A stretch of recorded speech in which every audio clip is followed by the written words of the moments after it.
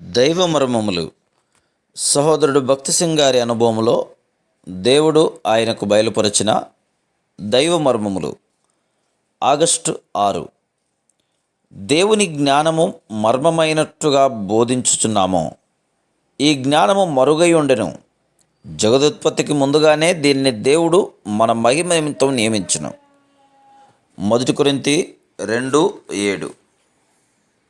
బబులోను రాజైతే ఈ యవనస్తులు ఇంజనీర్లు, డాక్టర్లు, శాస్త్రజ్ఞులు కావాలని కోరెను.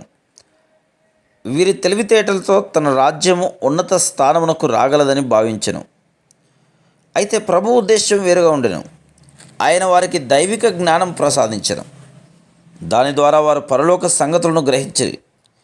దేవుని సేవను గురించి స్వల్పముగా భావించెదరు. ఇటు వారందరూ దానియేలు, షద్రకు, మేషాకు, అబేద్నెగో అను ఈ 4 యవనస్తుల జీవితములను పరిశీలించి చూడవాలని కోరుచున్నాము. వీరు సామాన్యమైన తెలివితేటలు, తలాంతులు కలవారు కారు. బబులోను రాజ్యములోని విద్వాంసులందరికంటే తెలివి గలవారు. వీరి తెలివితేటలు, శక్తి, సామర్థ్యములు అసమానములు. 119వ కీర్తన 99:100. లోక జ్ఞానులు దేవుని సేవలోని ఘనతను గ్రహించలేరు. దేవుని సేవకులనగా దేవుని తోటి జతపనివారు, దేవునితో పాలి భాగస్థులు. వీరి సేవ ప్రశస్తమైనది. నా బోధకులందరికంటేనూ వృద్ధులందరికంటేనూ నాకు విశేష జ్ఞానము కలదు అని దావీదు చెప్పెను. దానియేలు, షద్రకు, మేషాకు, అబేద్నెగో అను ఈ 4 యవనులు యూదా గోత్రమునకు చెందినవారు. యూదా అనగా స్తుతి అని అర్థం.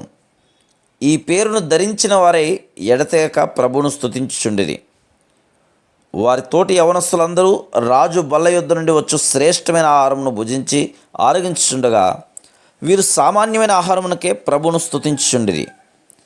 ఈ 4 యవనస్తుల వలె మనము కూడా తృప్తి చెంది ఉండుటకు, కృతజ్ఞత కలిగి ఉండుటకు నేర్చుకొనవలను. మన కష్టములు, శ్రమలలో కూడా ప్రభువుకు వందనములు చెల్లించవలను. ఇట్లు కృతజ్ఞత చెల్లించినచో దేవుడు మనల్ని దైవిక జ్ఞానముతో నింపును. Praise the lord.